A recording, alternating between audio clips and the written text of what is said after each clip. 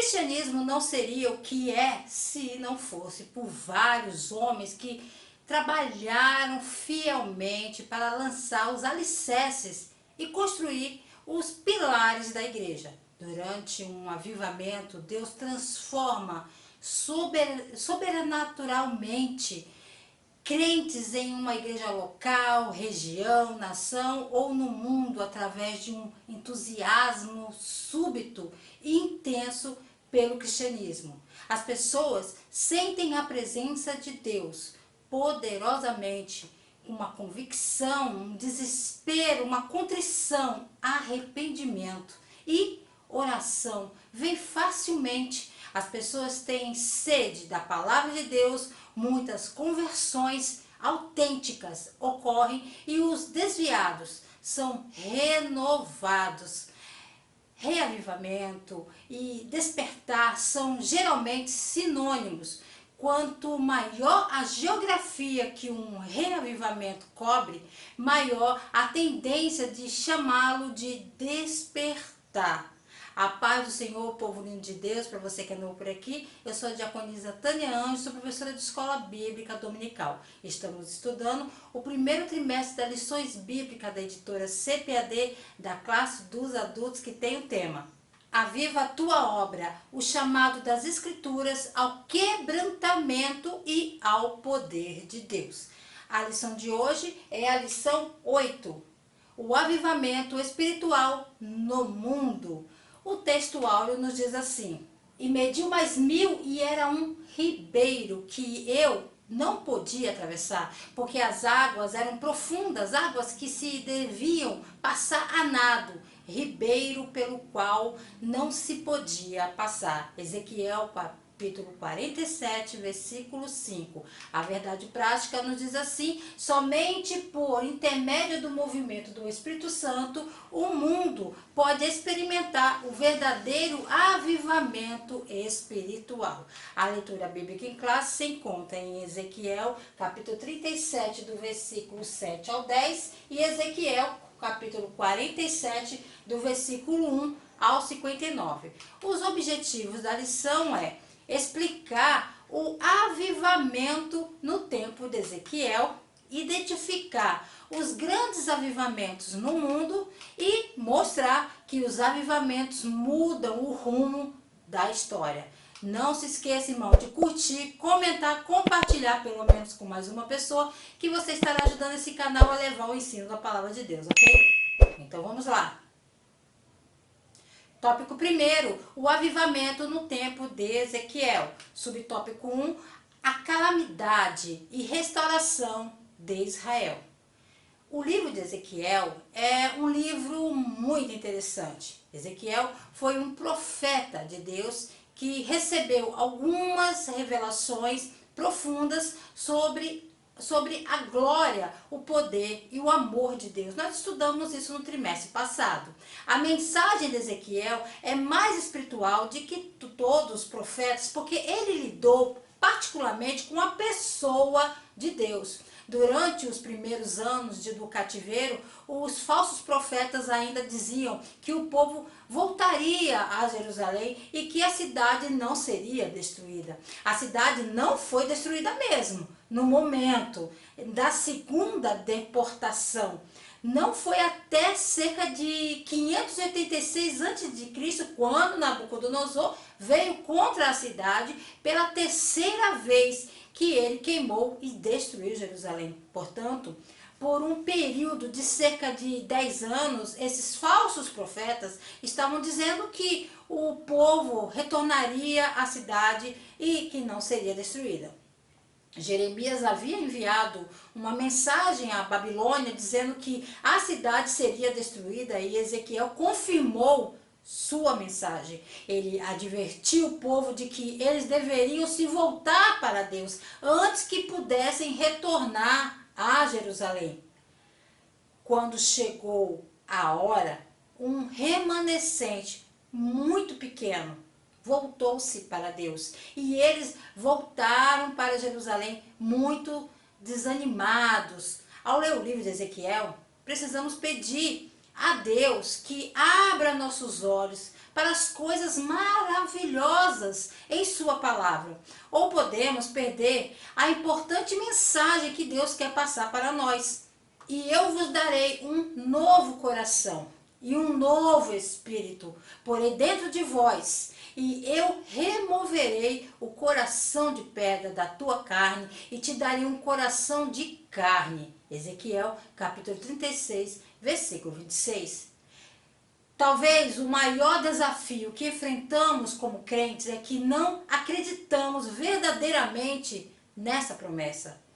Eu ainda tenho o mesmo velho coração de pedra, espiritualmente morto, endurecido, contra a vontade de Deus, ou eu tenho um coração de carne? Nesse sentido, um coração vivo, que foi suavizado à vontade de Deus, um que bate em sintonia com o coração de Deus. Eu realmente acredito que tenho um novo espírito. Eu me identifico como um filho de Deus ou ainda me identifico pelos meus pecados e falhas? Como cristãos, não tenho apenas um novo estilo de vida, tenho uma nova vida, tenho uma nova identificação como filho de Deus. Subtópico 2, um vale de ossos secos. Com certeza, a visão no capítulo 37 é dirigida a uma nação desanimada, um pouco que vive em desespero e pessimismo. No entanto, apesar de tais condições sociopsicológicas, o Israel nacional e espiritual morto no cativeiro babilônico seria fisicamente ressuscitado com base em ser um povo da aliança. Em uma condição tão desesperadora após o desaparecimento de Jerusalém e de todas as suas instituições políticas e religiosas, que Ezequiel assumiu essa visão como um momento para confortar os piedosos do Israel nacional, com a esperança da restauração e transformação, o avivamento espiritual sobre a nação de Israel. A mensagem central por trás do relato do Vale dos Ossos Secos é que Deus tem o poder de trazer de volta à vida tudo que está morto. Deus pode resolver ou reverter situações sem esperança.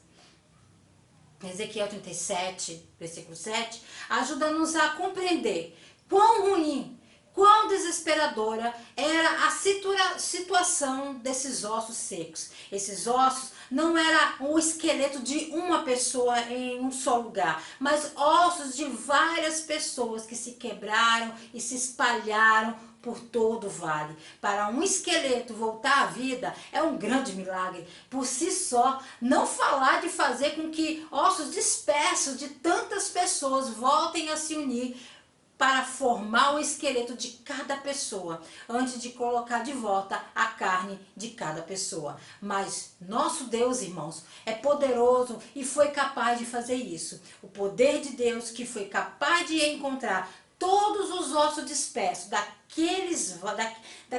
ali naquele vale e colocá-los de volta junto, reunirá novamente tudo que se espalhou e quebrou em sua vida. O Deus que pode reparar o irreparável, reparará o irreparável em sua vida. O Deus que pode reverter o irreversível reverterá o irreversível em sua vida. O Deus que pode tornar o impossível possível, fará humanamente impossível em sua vida.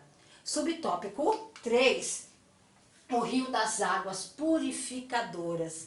Nos capítulos 40 a 48, Ezequiel descreve como a presença de Deus um dia retornará ao seu povo e ao seu templo. Ezequiel tem uma visão de como seria esse novo templo e uma nova cidade. O que ele vê é ainda mais surpreendente do que o templo de Salomão. Há um novo altar, novos sacerdotes e um novo sistema de adoração. E a melhor parte, o trono de Deus volta e entra no templo. Deus, mais uma vez, vive com o seu povo e está melhor do que nunca. Tudo isso é uma configuração para o que estamos prestes a ler no capítulo 47. Ezequiel descreve um riacho que sai do limiar do templo. Começa como um gotejamento, depois fica até o tornozelo, depois até o joelho, até a altura, né, da coxa, depois cintura e vai se aprofundando. Muito em breve, esse riacho se torna um rio que é tão grande que você não pode passar por ele. Torna-se um rio furioso, à medida que flui do templo através da cidade e para o deserto, em um dos lugares mais desolados da terra, o Vale do Mar Morto. O Vale do Mar Morto é um dos lugares mais desolados da terra, é o lugar mais baixo da terra, 1.400 pés abaixo do nível do mar. O Mar Morto é 10 vezes mais salgado do que o oceano, quase não chove, peixes e plantas não podem viver nele, é um lugar brutal. Mas à medida que este rio chega ao Mar Morto, ele se transforma, Deus retorna, ele retornou e as coisas estão melhores do que nunca, ainda melhores do que estavam no seu auge. E correntes de águas fluem para os lugares mais desolados e quebrados, trazem cura, vida e restauração, e lugares que estavam mortos antes, lugares mortos, vivificado, vida, cura e fecundidade em todos os lugares, renovação para toda a criação. A sinopse da lição nos diz assim: o vale de ossos secos e as águas purificadoras são duas imagens que revelam como Deus pode avivar o seu povo. Subtópico 2, os grandes avivamentos no mundo. Vamos começar pela Europa. Os poderosos avivamentos do século XVIII se espalharam pela Europa, especialmente a Inglaterra e para a América do Norte. Eles ficaram conhecidos como os avivamentos evangélicos na Inglaterra e o grande despertar na América. Nasceram da efusão do Espírito de Deus sobre pequenas comunidades de refugiados que sofreram severas perseguições na Europa. Irmãos, aqui, esse tópico será apenas um resumo da vida e obra de homens que Deus levantou para essa maravilhosa obra, ok? Então, na Alemanha, temos o Conde Nikolaus Ludwig von Zinzendorf. Ele nasceu em 1700 de uma família nobre, criada pela avó, pela tia, em uma atmosfera de pietismo evangélico. E durante seu estudo em Halle, quando o jovem Nicolau desenvolveu uma dedicação a Jesus Cristo e uma paixão por espalhar o evangelho, Conde Zinzendorf foi poderosamente impactado por uma pintura de Cristo suportando a coroa de espinho. Uma inscrição debaixo dessa pintura dizia: tudo isso eu fiz por você. O que você está fazendo por mim? Olha só. Esse foi um momento decisivo em sua vida, levando a finalmente escolher contra a vida de nobre e entrar no ministério cristão. Ninguém presente pode dizer exatamente o que aconteceu na manhã de quarta-feira, especialmente chamado do culto de comunhão. A glória do Senhor veio sobre eles tão poderosamente que mal sabiam se estavam na terra ou no céu. O Espírito de Deus moveu-se poderosamente sobre aqueles 300 refugiados na antiga Saxônia, na Alemanha, em 1727. Um de seus historiadores escreveu: a história da igreja abunda em registro de derramamentos especiais do Espírito Santo. E, em verdade, o 13º de agosto de 1727 foi um dia do derramamento do Espírito Santo. Vimos a mão de Deus e suas maravilhas, e todos estávamos sob uma nuvem e de nossos pais batizados com o seu Espírito. O Espírito Santo veio sobre nós, e naqueles dias grandes sinais e maravilhas ocorreram em nosso meio. A partir daquele momento, pouco se passava um dia, mas o que vimos suas obras todo-poderosas entre nós. Uma grande fome depois que a palavra de Deus tomou conta de nós, para que tivéssemos que ter 3 cultos todos os dias, às 5 e às 7h30 e 9 horas. Todos desejavam, acima de tudo, que o Espírito Santo tivesse controle total. O amor próprio e a vontade própria, bem como toda a desobediência, desapareceram e uma avassaladora inundação de graça varreu todos nós para o grande oceano do amor divino. Esse movimento de oração que começou naquele dia 13 de agosto, continuou através dos morávios o tempo todo, sem interrupção, por mais de 100 anos.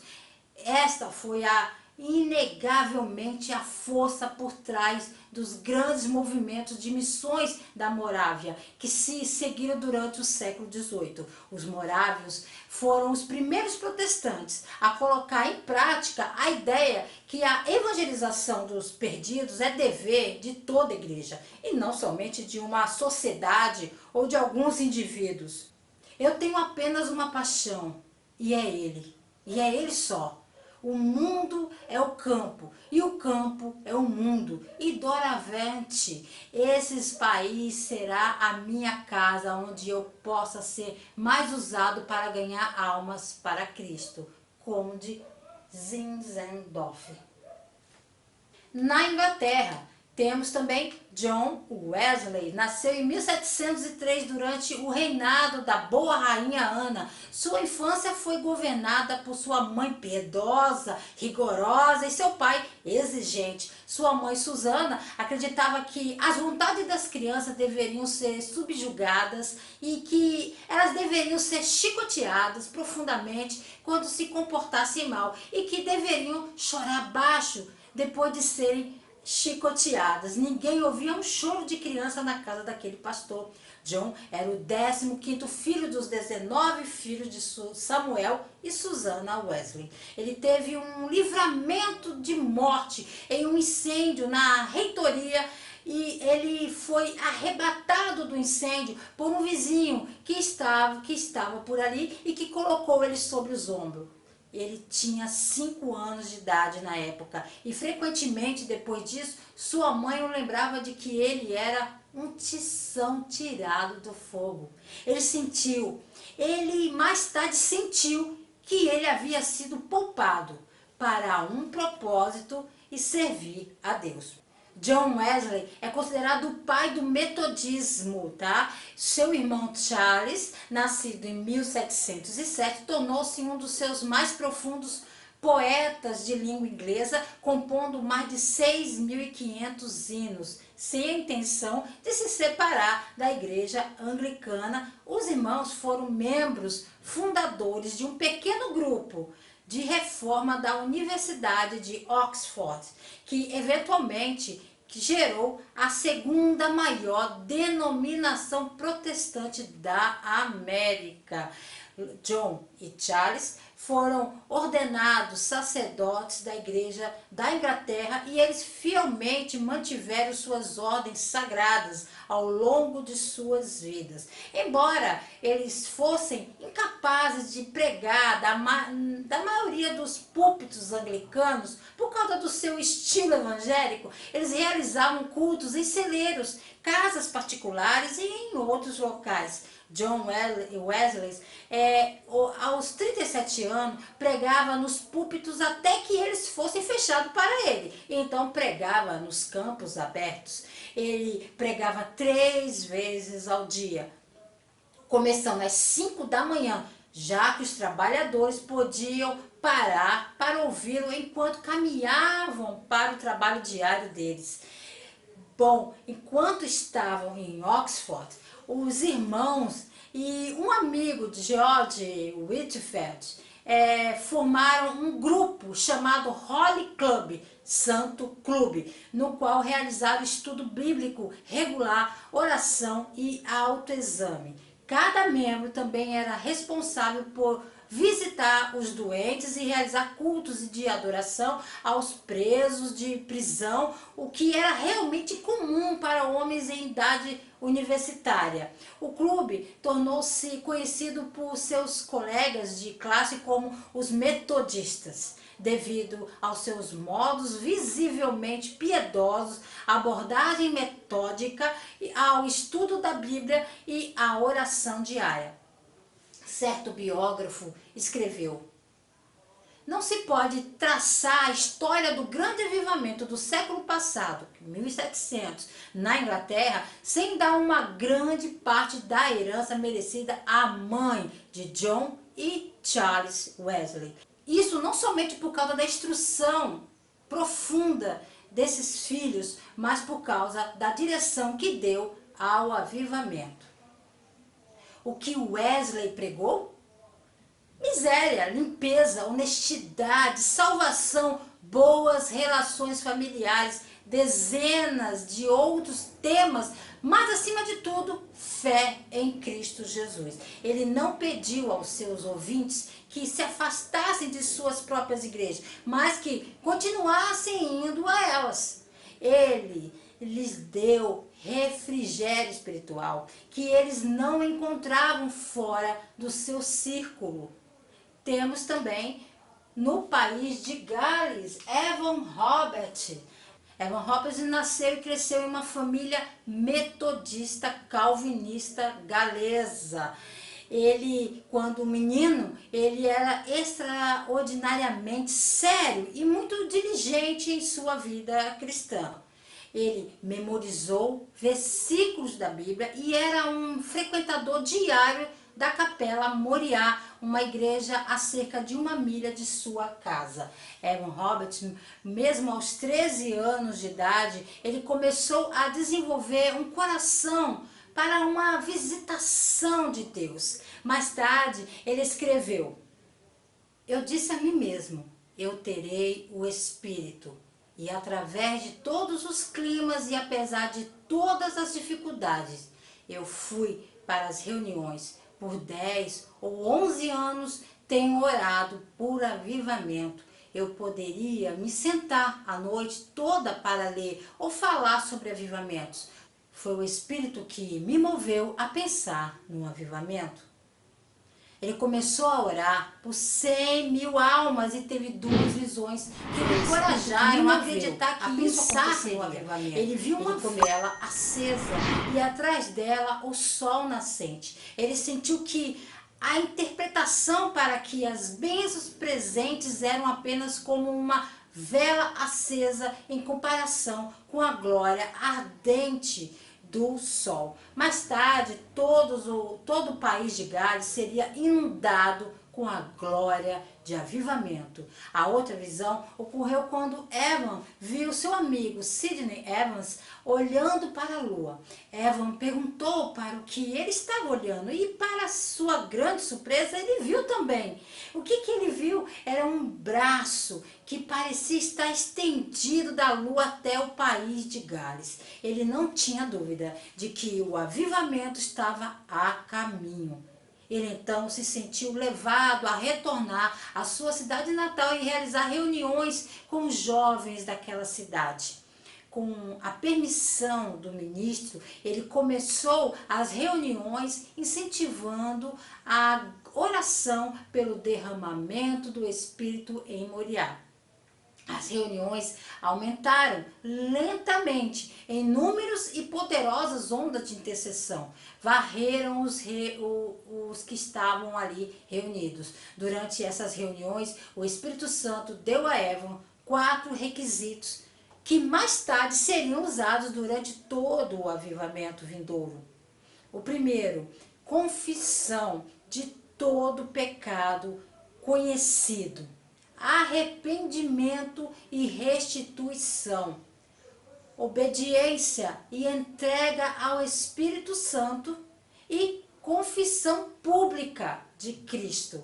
O Espírito começou a ser derramado. Havia choro, gritos, alegrias e quebrantamento. Alguns gritavam, não mais, Senhor Jesus, ou eu morrerei. Este foi o início do avivamento galês. Aquela reunião da capela durou horas e horas. No dia seguinte, centenas de pessoas estavam participando das reuniões e dentro de mais alguns dias, um avivamento maciço moveu o país de Gales, mudando toda a cultura do país e se espalhando para nações de toda a terra. Ele continuou a liderar as reuniões em sua cidade natal, todas as noites em igrejas próximas, e viu um total de 65 conversões naquela semana. Algumas das reuniões nas primeiras semanas do avivamento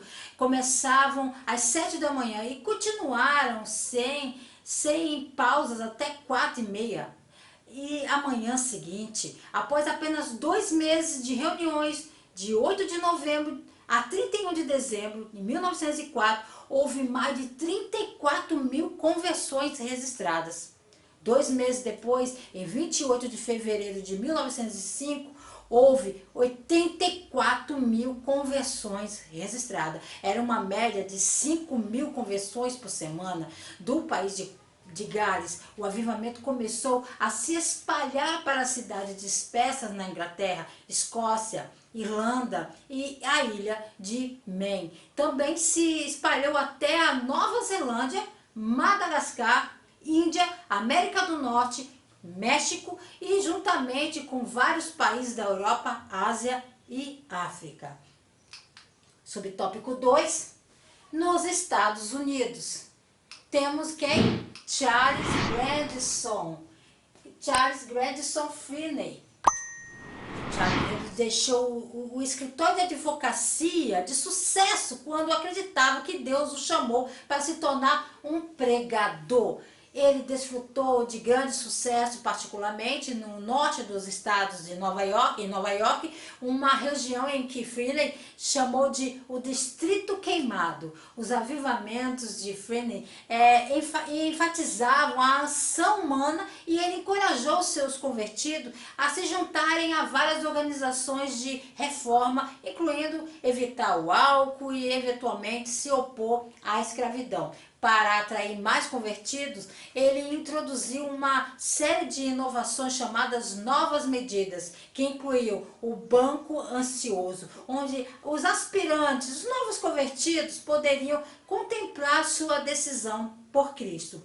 Mais do que qualquer outra figura histórica, ele fez dos avivamentos uma característica padrão da paisagem religiosa americana. Com a intenção de salvar almas individuais, ele também procurou expandir o papel das mulheres, fortalecer as igrejas e promover reformas sociais. Os grupos de oração das mulheres muitas vezes serviam de base para envolver a comunidade maior durante os avivamentos.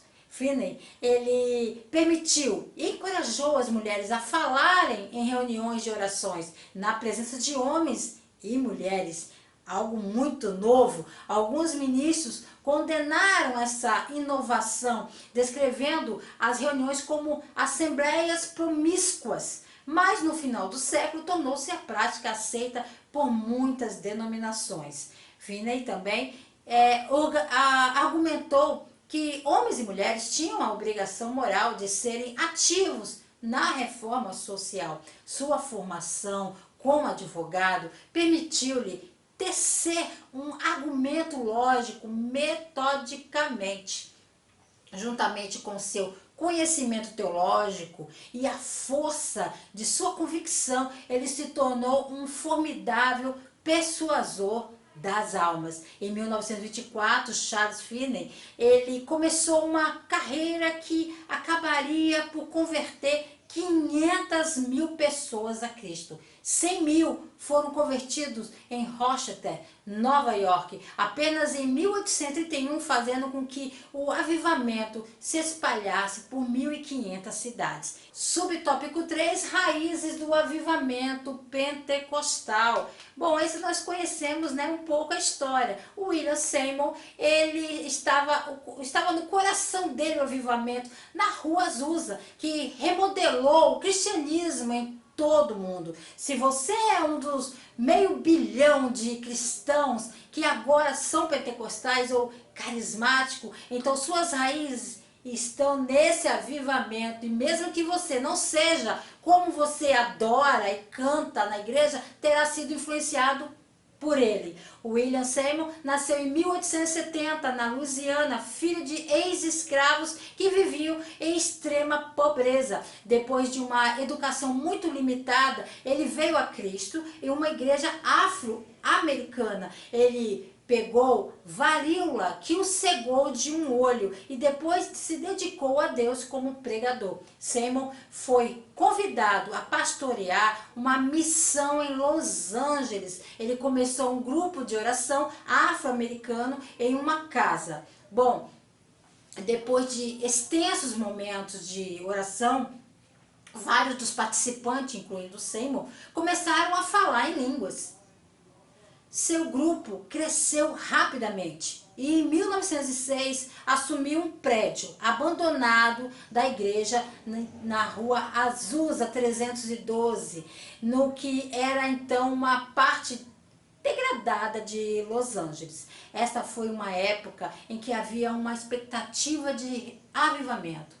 E o reavivamento, o avivamento galês de 1904 e 1905, com mais de 100 mil conversões e fenômenos notáveis, havia sido relatado em todo o mundo e houve avivamento na Índia e Madagascar, como eu já disse. Enquanto Seymour pastoreava a sua comunhão, o avivamento eclodiu, no que logo se tornou reuniões quase contínuas. Houve adoração espontânea, oração fervorosa, arrependimento público, conversões e curas. Acima de tudo, havia um sentido sagrado da poderosa presença de Deus. Logo, as notícias que estava acontecendo se espalharam, saiu em New York Times, em vários jornais de sua época, e também de boca a boca, quando saiu pela imprensa, então a coisa se eclodiu, que não apenas criticaram o ministro negro de um olho e o fanatismo, mas também ofendidos pelo que logo foram reuniões notavelmente interraciais. Multidões de 1.500 pessoas frequentavam regularmente a Rua Azusa. Seymour, ele tinha uma fome espiritual. Ele tinha uma santa insatisfação com o estado do cristianismo, pessoalmente, nacionalmente e globalmente. Ele queria que sua própria vida e a da igreja em todo o mundo refletisse o melhor o padrão que ele via no livro de Atos, transbordando de pureza e poder do Espírito Santo. Hoje, todos nós precisamos dessa fome para conhecer mais a presença, a pureza e o poder de Deus. A sinopse 2 da lição nos diz: grandes avivamentos marcaram a Europa, impactaram os Estados Unidos e formaram as raízes para o avivamento pentecostal. Tópico 3. Os avivamentos mudaram a história. É uma grande verdade. Subtópico 1. Impactos no mundo.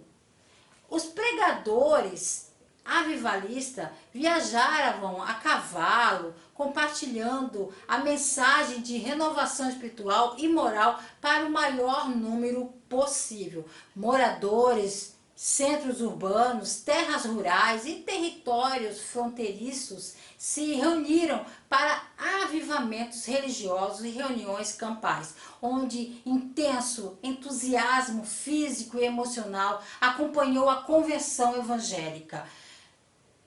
Pregadores, metodistas, batistas e presbiterianos proferiram sermões apaixonados, exortando as multidões a se esforçarem por sua própria salvação. Eles pregavam de dentro de edifício, evangelizavam ao ar livre, a céu aberto e até usavam tocos de árvores como púlpitos improvisados, tudo para alcançar seu público entusiasmado de qualquer maneira possível.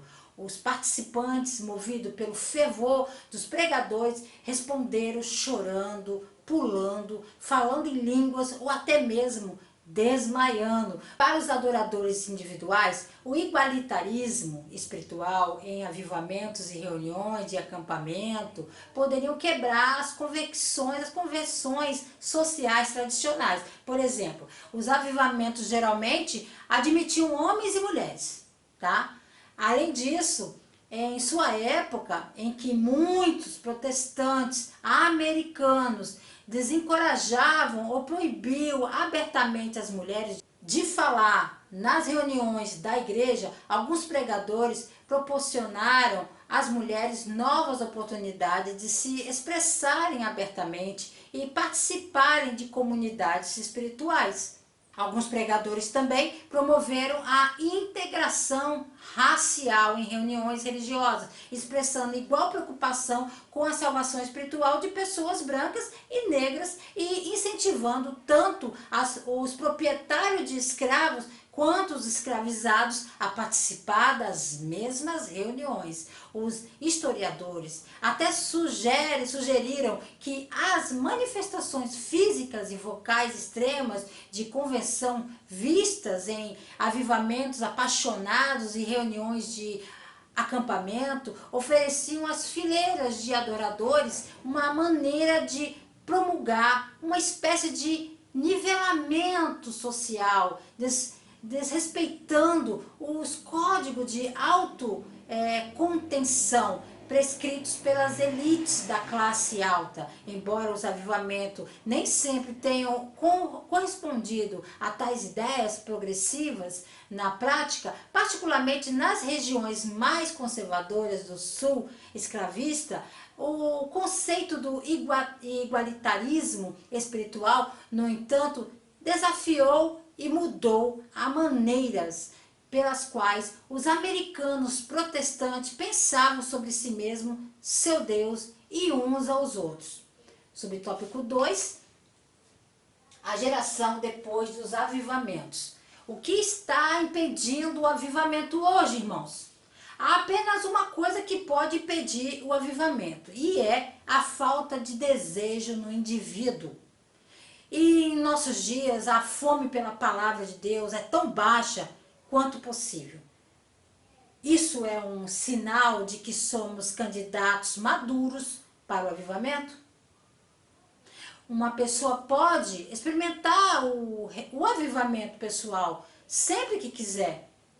Deixe-me lembrar uma coisa aqui, que Deus capacita não apenas seus pregadores, mas também seu povo. E se houver uma congregação e cada pessoa nessa congregação decidir viver obedientemente, haverá automaticamente um avivamento em conjunto. Observe que Deus sempre quer ver sua igreja vivendo em um estado reavivado. São as próprias pessoas que devem primeiro querê-lo. E a evidência de seu desejo está nas decisões que tomam. A sinopse da lição 3 nos diz assim: ao longo da história, os avivamentos espirituais impactaram o mundo em diferentes modos, cultural, político e econômico. Para concluir, irmãos, coloque seu tempo, talento, dinheiro à disposição de Deus. Comece a viver uma vida cristã, não passiva, nem indiferente, mas de todo o coração para Cristo. Se quisermos que Deus envie avivamento, devemos ser justos aos seus olhos, separados para eles, cheios de seu Espírito e arrependidos de todos os nossos pecados, para que haja sinais, milagres, prodígios e maravilhas em nome de Jesus. Deus abençoe você, a sua casa, a sua família. Sou carente de vossas orações, querendo o Senhor, irmãos, se Ele não voltar, estarei de volta aqui a mais um Resumo EBD. A paz do Senhor a todos.